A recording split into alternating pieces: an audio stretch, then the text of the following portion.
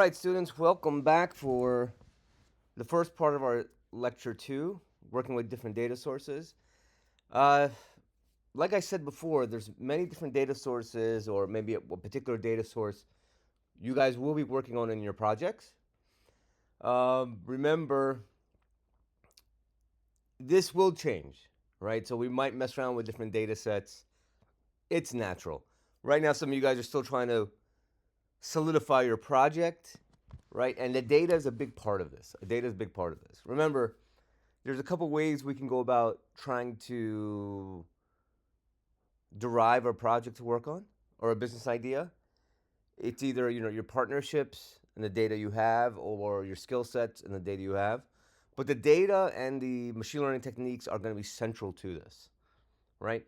So let's focus. So I say always focus on some data that you're interested in intuitively, or you feel some sort of data that might be profitable to some degree, and we can work from there. Remember, these are hunches, right? We have no definitively, we don't know. For some of you guys that are working in different companies, you obviously, the data is pretty much handed to you. Your problem is going to be a little more different.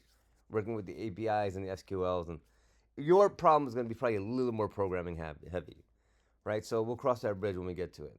Now, the first API we're going to mess around with is the Wikipedia API. All right.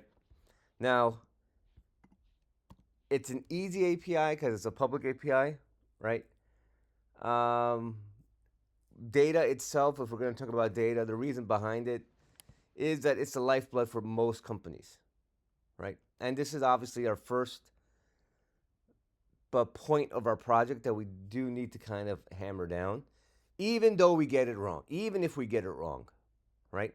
But always, we're just going to always get more data and mess with it. I mean, we will always refine our project. Your business idea will get better as we mess around with more data, even if it's wrong. Right? Now, to get the data and work with it, usually in companies, there's two ways we do this, right? APIs or web scraping. Web scraping we'll talk about a little bit later. APIs, application programming interfaces. Now, here's a cool little image from a company called Zapier, right? And basically, what is an API? Again, it stands for application programming interface. It's basically your computer has some sort of library downloaded, okay, using pip install. Remember how with Google we did this in recitation, where we downloaded a library from Google, right? And using that library, we can connect to Google from our Python code without a web browser, right? So we're going straight to the databases of Google, the data source, if you will, right? That is what that API library or software that we download and use allows us to do. It allows our Python code to go straight to the data sources without using a web browser. It can be written in any language. We're using Python, but the cool thing about APIs, you can use any language to write them. You just need the API for that particular language. The API comes with a whole bunch of functionality and libraries and objects to use for accessing the data. This is how you automate your software to generate data and analyze it and use it, right? This is how some application or web bots, if you will, they can go on to, well, yeah, this happened a lot on Twitter. They can go on Twitter and they can automatically update schedules, product services, marketing campaigns, et cetera, for the professional trolls, if you will. This is how they can go on different, they can screen for different messages being talked about and kind of troll different messages. This is pretty cool. I'm kind of messing around, programming, learning how to do that on a different application, right? And the beauty is that a lot of APIs are free. A lot of APIs are free or are low cost. Now, there are a lot of other APIs that do cost money. Like we have different versions of APIs, right? Even with, I believe, the API we're going to use with um, GitHub and Reddit, right? I think Reddit, like different company, even Reddit has a free API and a paying API. Twitter now has a free API which pretty much gives you nothing, and a paying API. I mean, before when we used to use for my class, for my BAB class, we used to use a free Twitter API, and that used to have so much stuff, So much stuff out of the box. So by the way, here's an example of an actual companies actually using APIs for their business. A lot of digital marketing companies, they run campaigns for different companies, right? They'll take a particular niche and they'll work it. Like some people will work with certain kind of restaurants, working with their Yelp reviews, either in Yelp or some other platform, right? Usually, maybe I think now it's probably Instagram because they'll post a video and then they'll have people commenting it and they'll interact with it. Interactivity is very important, right? When you do a slick video or picture and you post something, having that interactivity is can be very important. So usually people outsource this to marketing companies. Even the actual images and videos, like other marketing companies will be the ones running the campaign to some degree, if you will. And a lot of these marketing companies, what they do is when they're monitoring the comments of the posts they're making, remember they're making a lot of posts and videos, not just for one client, but multiple clients. You're not gonna have one person just scouring the whole thing. They have APIs looking at what comments have been made, who shared what, et cetera, et cetera. They get the alerts, and in some cases, they have generic pre-canned messages that go to these comments and text, alerting them when there's a message that really needs to be addressed, like somebody saying, "Oh, this was the worst," blah blah blah, this blah blah blah blah blah blah. And just on a side note, the funny thing is, you usually don't like a lot of times people will be like, "I'm sorry for your experience, blah blah blah. This happened, this happened. We're gonna give you a free thing. Please contact blah blah blah." Another common strategy for bad comments, believe it or not, is the what we call a burying technique. Right, as soon as the comment goes up, you start posting other random, possibly even fake reviews about something, and so nobody just sees it. Right, that's a common marketing, digital marketing technique called burying. I don't know how ethical it is, but it works more because you're not. It's actually sometimes worse to engage somebody who's irate about something, or maybe even have an agenda, than it is just to bury it. All right, so the Wikipedia API, let's go. First thing we want to do is we want to install it, right? And I remember we were just like we did with our Google. So here's our page, and I remember we were having the same problem with, and I was having this problem in class. So I'm actually gonna start bringing my laptop in because it just might be easier for me. But the one way to do it is here, straight from our Spider Python file. You do !pip install, and our API for Wikipedia is Wikipedia API. Now listen, why am I doing Wikipedia? Like, it's a free API, it's kind of easy to use, right? At the same time, I mean, Wikipedia is made fun of because you have so much. I wouldn't say incorrect data, but a lot of data is suspect, right? But nevertheless, it is probably one of the biggest resources of data and corpus data, like textual data and all this other stuff, right? So, I mean, look, it might not be relevant for your project. It's still pretty cool to use. So the API that we're going to install is called Wikipedia-API. And again, you just simply do run it. And I got it. And once you do this, by the way, just comment this out, right? We don't want, because Spider actually doesn't like you doing that. You could also directly do it from your console down here. If you look at your console down here, guys. Actually, this is going to be kind of small. Give me a second. Let me just make this slightly bigger. Spider about Spider. Why can't I find my preferences? Oh, they're here. Preferences.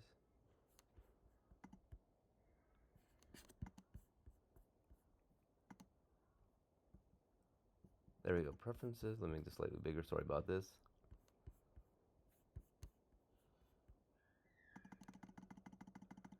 And there we have it. This might be too big. Hold on. Sorry.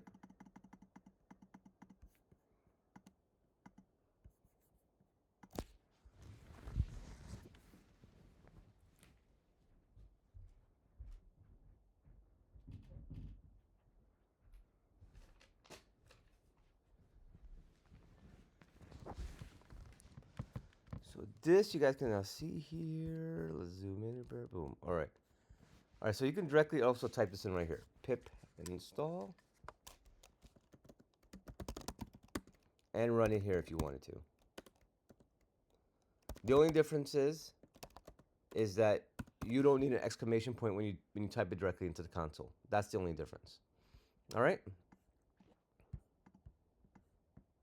From here, once we have it installed, the next thing we're going to do, just like before in class when we were messing around with the Google API, we're going to do the import right here. Import Wikipedia API.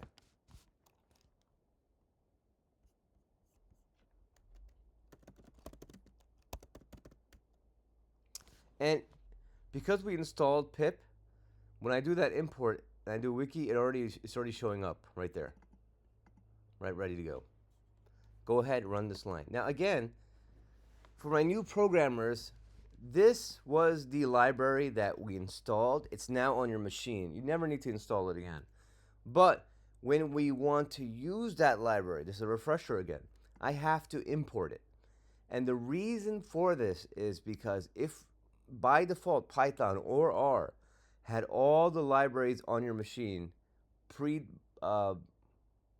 by default loaded up, preloaded up, your computer would crash because your memory would be taken up.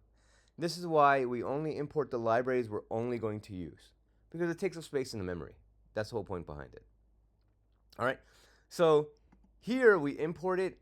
I ran the line, as you can see down here, and you'll also notice that the package we installed is not the same as the library. It's similar, but it's not exactly the same. This is the way it just seems to be, right? It's not one-to-one, but it's very similar. This is very normal. It's usually the case, right? I think a lot of times imports do not like dashes, right? Imports they don't like having those dash names. So you'll a lot of times see this as the case. All right, now, first thing we're going to do, we're going to create a data container, my new programmers. You're going to see me do this single equal thing right here. And for my students, my BAP students, you know what's happening here, right? I'm going to let me change that, fix that. I'm going to create a variable called UA. Now, this right here, UA, is a variable name. You can name it anything you want. We're creating a data container to hold some sort of data that we're going to use. You can call it anything you want. I'm calling it UA. You guys can call it, I don't know, Taylor Swift, the Giants, whatever you want. So in this case, I'll just simply use UA. And I'm going to type in this string, this text, these set of words. Wajbot /0.0. And in parentheses, I will put one of my generic emails. All right, what is this? Well, Wikipedia is free. And just like the YouTube API was free, but they still want you to self-identify yourself or your program when you're using their API service, right? It's like a huge trust sort of thing going on here. It's free, but they still want you to self-identify the program when you're using the API. Why? Because in case there's a program that is using excessive amount of resources. Remember, every time a program like ours runs and gets data to Wikipedia, if we automate it, we could possibly put a lot of strain on their system. Even though their system is huge, right? I don't think we could make any effect on it. But other like enterprise level software, right, that's very popular or huge, they could put quite a bit of strain on the library on the system behind the scenes. And then they would want to basically cut it off, if you will. Or contact the person and say, hey, you're using excessive resources, blah, blah, blah, right? Work something out. So that's the idea behind it. Now, why Wajbot? Basically, they want some derivation of some bot name, right? This bot, that bot. Again, I just chose Wajbot, just because. You guys can choose any name bot you want. The /0.0 basically means what version of the code. Remember, their assumption is you're writing some sort of program to get the data from their databases. And just like I don't know if you guys know, but any software, usually there's different variations of it, different versions of it, and they keep track of the versions using like a 1.1, 1.0, 3.8. I mean, very similar to the iPhone if you think about it. iPhone 1, iPhone 2, iPhone 3, iPhone 4 system. Like that's how software usually tags their version of the software. And then they have subcategories of tag things. That's why we have the point zero thing. 0.0, guys. Very simple.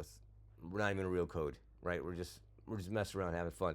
Even if we're downloading data, right? We would just be it'd just be one-offs grabbing, even if we automate it. So, I mean, if you want to do 1.0, knock yourself out. After that, in parentheses, you have to have some sort of self-identification thing. In this case, Waj Galani at email, right? Waj Galani at email. All right.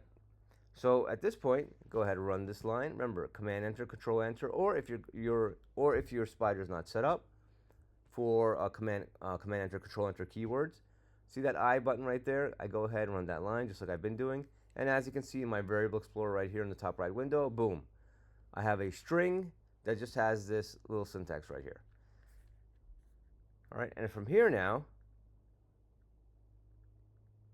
I'm going to go ahead and run my command for Wikipedia.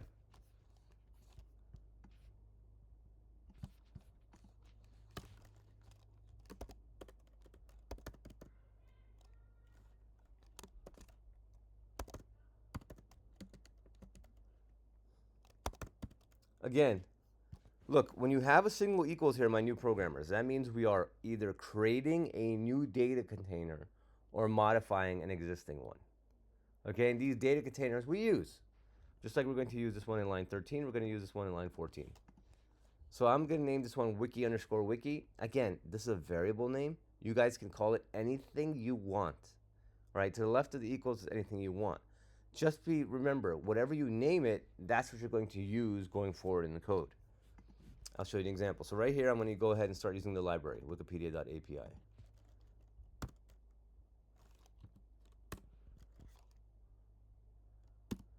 Dot.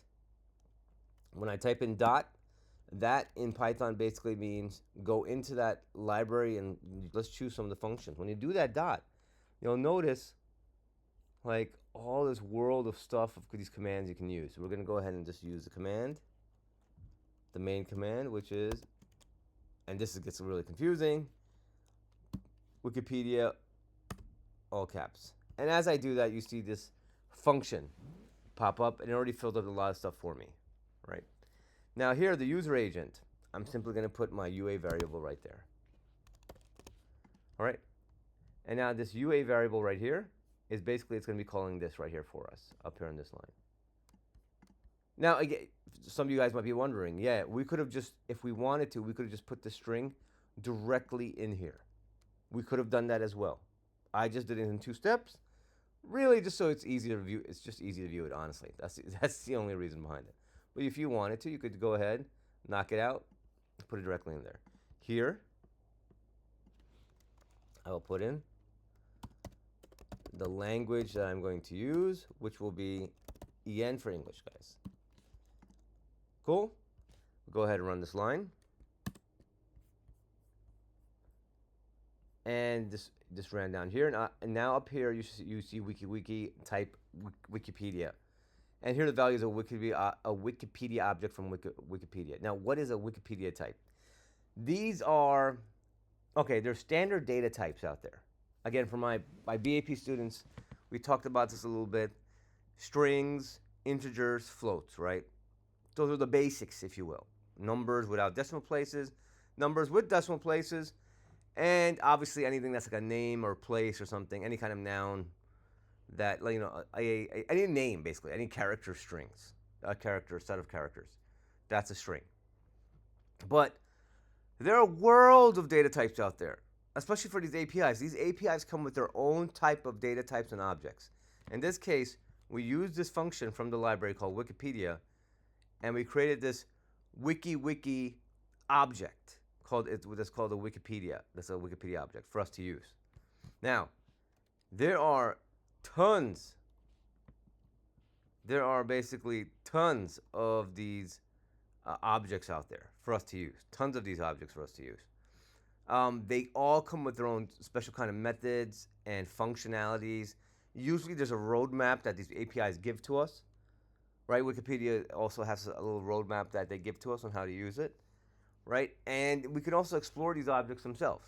We can explore these objects themselves, which we'll do in a second. Now, about the dot, this whole concept of you're going to see this dot over again, dot function, dot, dot, dot. You're going to, like we're doing in the code right here, like I said for Python. This is, if I had to give you a metaphor, imagine there's a house. This is a house right here, right? And in the house, you have 4 different rooms: a red room, blue room, green room, and a gray room. And then within these rooms, you have these different functions that we want to use, right? These objects. So we have a hammer function, a basketball function, a sofa function, and a TV function. How would we go about in Python using these functions, right? So here's an example. I would call the object of house. Then I would do dot, go to the red room. Then I would say dot, give me the hammer function, right? And for the TV function, same thing. I would go house. I would go dot, give me the gray room. Then I would do dot, give me the TV function, right? This concept you'll see a lot in Python, and you will certainly see this a lot when we deal with these API libraries. This is how they organize a lot of their functionality, right? So we always have to know which sublibraries or objects are within the API, and then which functionalities are within those subcategories. And like I said before, usually they give us a roadmap to some degree, but we can also explore it ourselves a little bit. Right? So now we're already pretty much here, and we are ready. We are set to start downloading the data and mess around with it a little bit. Now, on WikiWiki, there's a couple other functions we could do to explore a little bit. You'll notice there's a function called dir, right? Dir, or short for directory. And we can run this to see what is basically what we basically have access to over there on WikiWiki.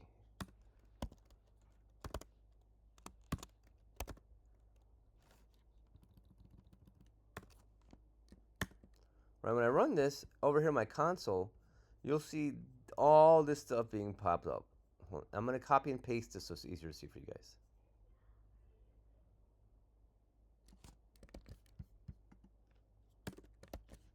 Bam, look at all this. All right. All this exists within the WikiWiki object that we created using the Wikipedia function from the Wikipedia API library. If that doesn't make any sense. I probably should have named this something different. But again, all this is within the wiki_wiki object that we got from Wikipedia. All right, that we got from Wikipedia. Now, what the hell are these underscore things? These are what we call attributes. Don't worry about them right now. Actually, we don't deal with this too much, so you can pretty much ignore it. Anything without any underscores right here. Right here, this part. In fact, I'm going to delete everything with underscores so it's kind of easier to see.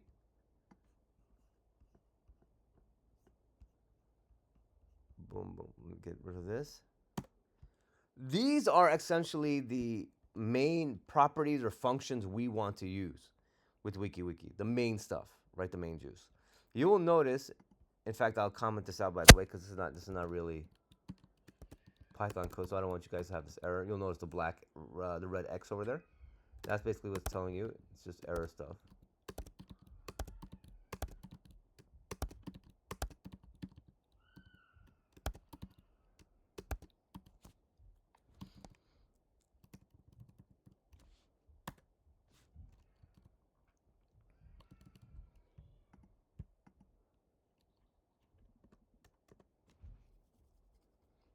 All right, so here, let's use the page function.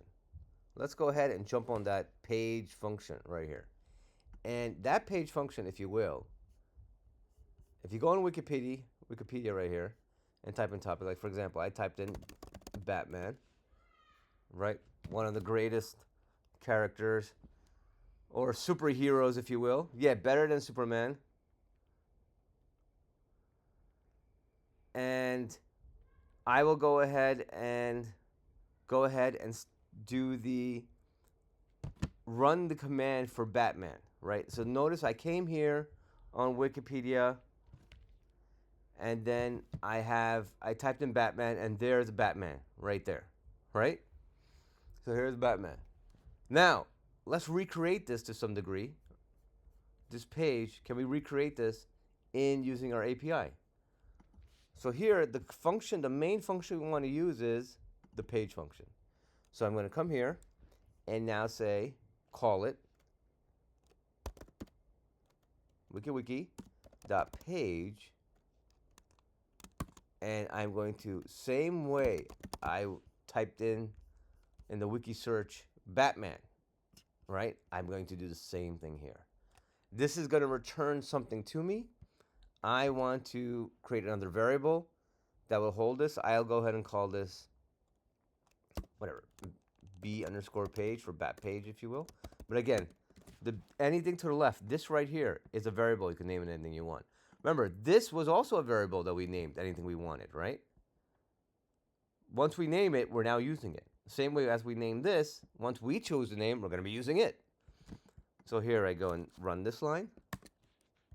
And now you see up here, b_page. It's another week. Now it's a type of, before, wiki was a type Wikipedia object. Now this is a type Wikipedia page object. All right, Wikipedia page object. And just like before, we have this b_page. Let me go ahead and run dir on it.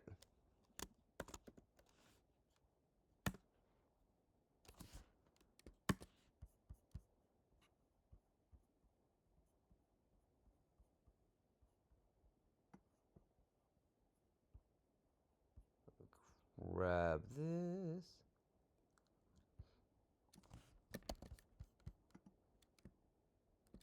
And bam. All right, got all this going on. And just like before, I'm going to just delete anything that has those underscores in it, because it's not really pertaining to what we want to use. And I'll focus on just this right here. All right, so look at all these features right here.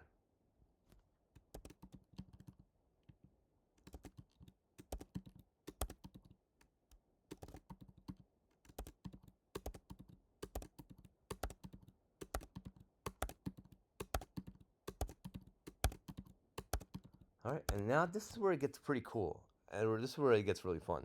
Start with the bpage.exist, right? So when we download it, we want to first confirm, okay, did it exist? Do we have it?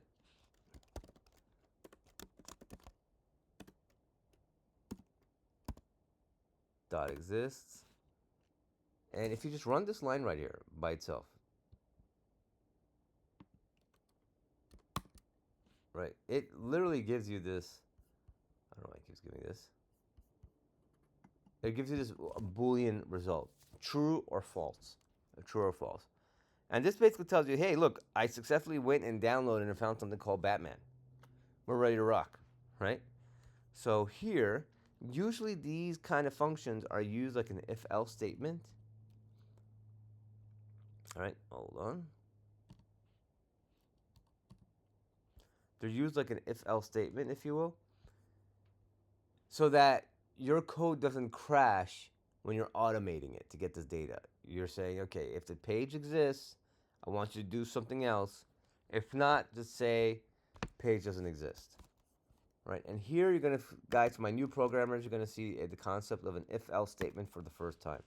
An if-else statement is what we call a conditional statement that allows your only one portion of the code to run.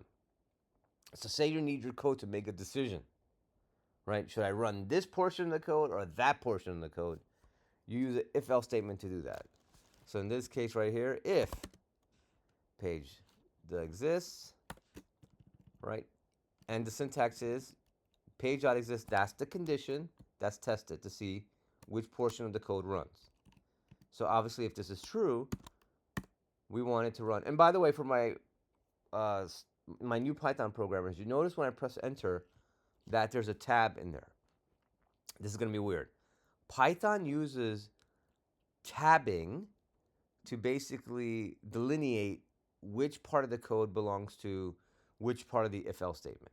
So anything that's after that colon that is tabbed in will run if this condition is true. Okay? So in this case, I want to run b_page title. right? You see that over there at the title command. And I want to also run enter b underscore page dot summary. All right, press enter again. All right, and now if I do back or delete, and then I type in my else part, colon, and this case I'll just do a print command and say, hey, page doesn't exist.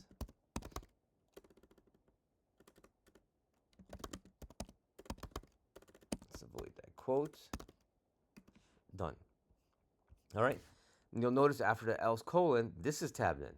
So if this is true, as we know it is, everything that's tabbed in after it will run. If this were to be false, then this part would kick in and everything tabbed in after it would run. If this is true, this portion will never run. And everything tabbed in underneath it will never run. That's what I mean is that either one part of the code runs or the other. If this is true, as which we know it is, everything tabbed in after it will run, and everything here else won't run. Right? So let's go ahead and run this. Highlight this. Run it. Oop. Let me do a print command. Sorry, guys. Let me wrap this in print. I mean, it should actually run by itself. Oh, it does.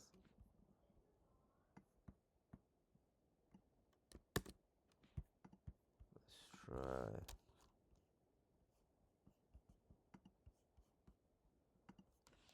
It should have printed it automatically. But you know what? Let's go ahead and run the print command on it.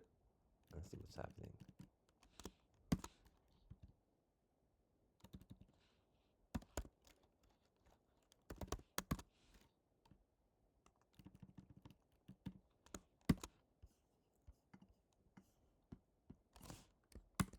Bam. All right.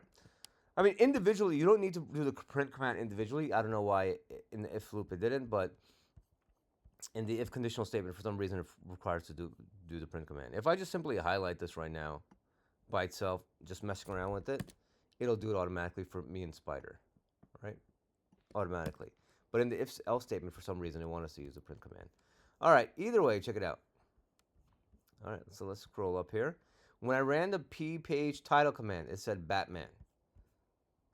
Batman. Right? So that, when we call that page the dot title, it gives us the title of the Wikipedia. The summary. Bam. Batman is a superhero who appears in American. All right. Batman is a superhero who appears in American comic books published in DC Comics. Batman is a superior hero who appears in American comics, book published by DC, blah, blah, blah. If I scroll all the way down, a lot of cool stuff happening, right? Batman was given a star on the Hollywood Walk of Fame, being the first superhero to receive the honor. Scroll all the way down. Batman was given the star on the Hollywood Hall of Fame, being the first. Let me zoom in a little bit. First superhero to receive the honor. So, bam, title and summary literally gave us the top title and the main text of that Wikipedia. Bam, we already got it. We could do this for any Wikipedia page, right? We could do it for a lot of Wikipedia pages, if you know what I'm saying, right? Great way to generate data. You guys don't think that a lot of these ChatGPTs and all this stuff are doing the same thing, right? You better believe it. In case it, and on a lot of whistleblowers, the problem with a lot of these AI companies is the argument is they're going through copyright information they should not be going through, right? When that's a whole other can of worms. All right, so let's mess around with this a little bit more. Now, look, here we got this information, but what about below it, right? We have this publication history and then all this other stuff. We got this characterization and all this other stuff. We got these other sections, if you will, right? How do we go through that data? Well, from here, you'll notice there's another functionality called sections, right? Section by title and sections by title. Let's go ahead and focus on sections, right? Sections. So if I do, I will create a new variable. This might get You know what I'll call it B page sections. SEC for sections. And this will now be, whereas before I ran the exist and title and summary function, I'm now going to run the sections. Run this line. And now we see B page sec just pop up. And here now you'll see it's a type of list and it has a size of 12. Type of list and size of 12. Now, what is a list for my Python programmers? My new Python programmers. A list is a data type that's a vector or an array.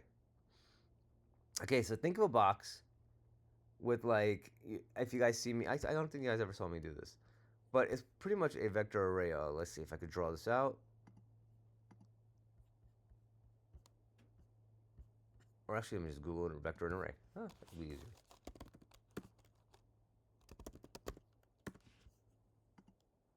All right, so think of something like this, an array data structure, right? This is perfect. Or this one right here. Perfect. So a list is basically a set of boxes going across like this that store value. And this is how data containers are used in programming. List being the most basic data structure in Python. If you took for my BP students, as you guys know, we spent very little time on lists because we dealt everything with NumPy, array, and pandas tables, right? But nevertheless, list is the most basic data structure. Now, from here, we got a list that we downloaded from sections, and we got 12, and it's size 12. Do you know why it's size 12? Well, if we come here, all right, I have publication history 1, characterization 2, supporting characters 3, abilities 4, fictional character 5,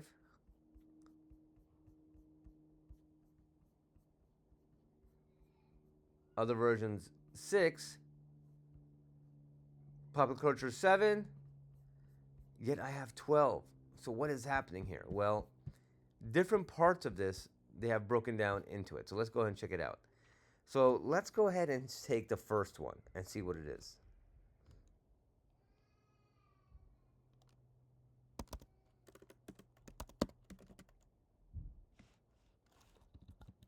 I'll call this section 1 for the first section.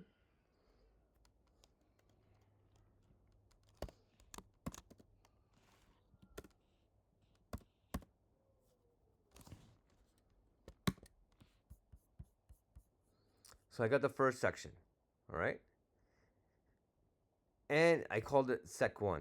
I call it sec1, right? So I took whatever was in the first item of that list, and I put it in sec1. Now, again, my new Python students, the way you work with these data containers and these lists is use the square bracket system, right? Square bracket, some number, and another square bracket. The first item in a list is always stored in 0. Not 1, but 0. Whereas in R it would be 1. Python and every other programming language, the first item is always 0. All right, so in the first item, I have that first set of, there's 12 objects, or sections, if you will. I download it from my sections function or methodology over here, method. All right, so I want to see what's in that first object. So I got this variable now, SCC1, that represents the first item in that list. All right, now, just like before, I'm pretty sure this is an object. It is, look, it literally says here, it's a type object of Wikipedia page section. You just keep going and going with these objects, man. So here I'll do dir on this.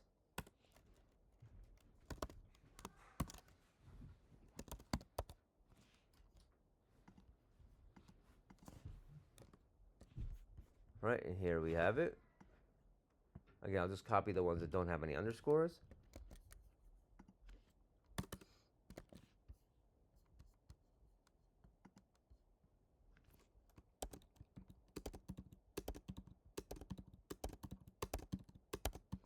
All right, and you see these features, these methods for us to use it, right? So I want to see what section 1 is. So I'll go ahead and type in sec 1 dot title. Bam. Publication history. All right? So that's the title of that first section. So that object we have in the list, the first one literally is publication history. Well, I got 12 of them. Remember, I only counted like 6, 7. What's the last one? So I'm going to go ahead and say grab section 12.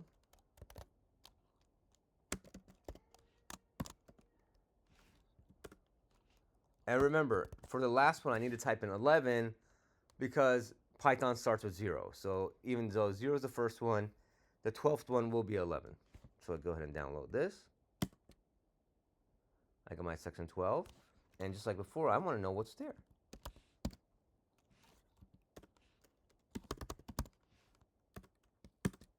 Bam. External links. Come down here.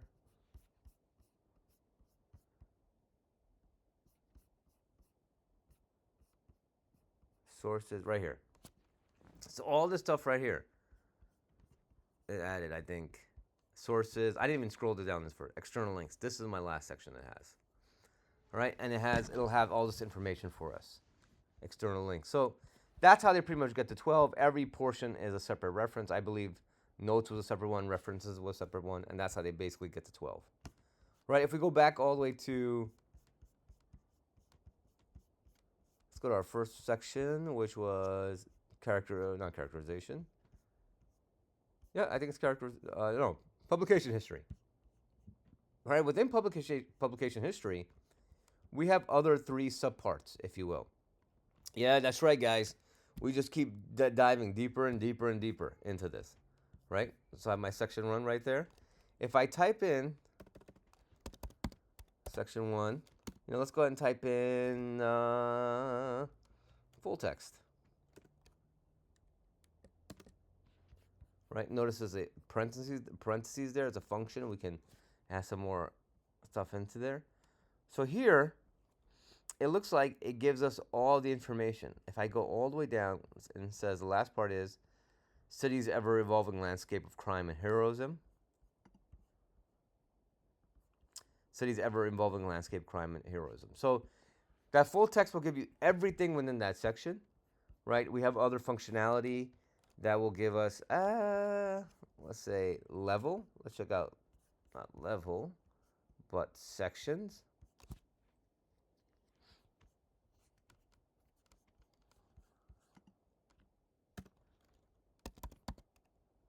All right.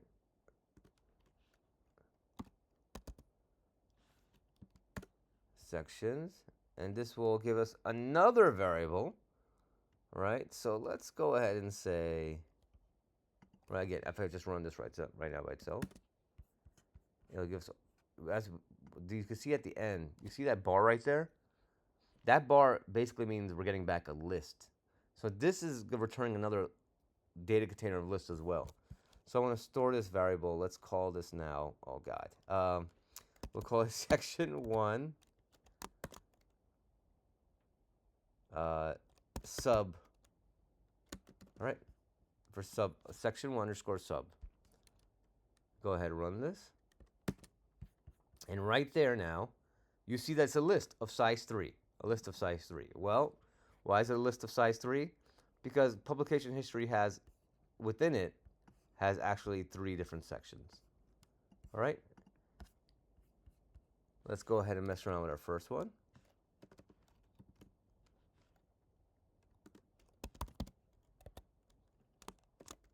Sub. I'll call it sub 1, if you will.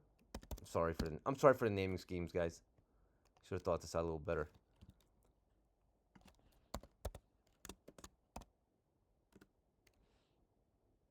Zero again. All right, and if we come up here, sub 1 is a Wikipedia page section object again. And if I run dir on that,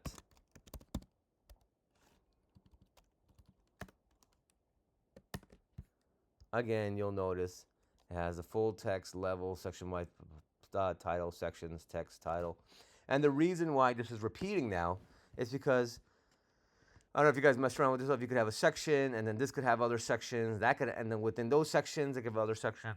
So it becomes nested. It becomes like a nested set of sections over and over again. That's what we're basically trying to see. But here, since we know at this point it's the last part, I can go ahead and do title again here. Creation early history. And for this one as well, I can get the full text. I mean, I got the information before, right? And when I just ran up here, when I ran full text over here for the section 1, it gave me all this already. But if you want to get to the nitty gritty, right? If we want to get to the nitty gritty and see basically, if we are trying to get data for a particular subcategory of information, right?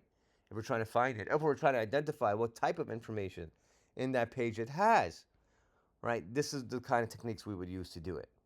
Because remember, we're just looking at one page. Think about if we're going over 200 pages of topics, right? Think about if I want a bot that's doing some sort of analysis on a company, right, or an industry, and I want to search the Wikipedias of all the companies within that industry. I want to see what information is listed for each company. I want to see if there's any kind of uniformity, right, or what the differences are with the way the information is listed about those companies that are within the same industry. For example, Tesla, BYD, what's the other one?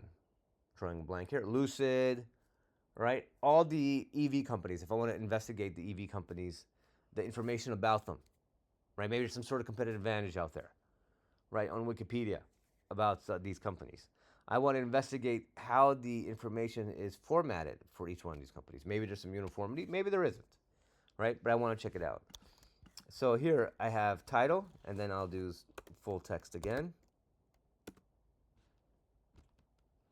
And we are done. Boom. And now notice I got my title, creation and early history, and I have my full text. Right, and there you have it. And that's how we pretty much do a dive into Wikipedia. And this is the Wikipedia API. Try it out for yourself, guys. This is kind of fun. Go around and mess with I would say the Batman. Not Batman. With any topic you want. Mess around with any topic you want. Check out the data. It's real easy to use the Wikipedia API once you download it. And see if it works. If you have any errors, please let me know. Hopefully this kind of inspires you guys. For those still trying to figure out what data you want to use, which data you want to use. Then the other two APIs, obviously, we're going to work with are just to mess around with. Will be obviously got to do Reddit. We'll see what Reddit API we can work with. And we already created our YouTube API key, and we also want to work with our YouTube API. If you have any errors, please bring the code to class or just shoot me an email. And I'll see you guys in class afterwards. All right. Thank you, everybody.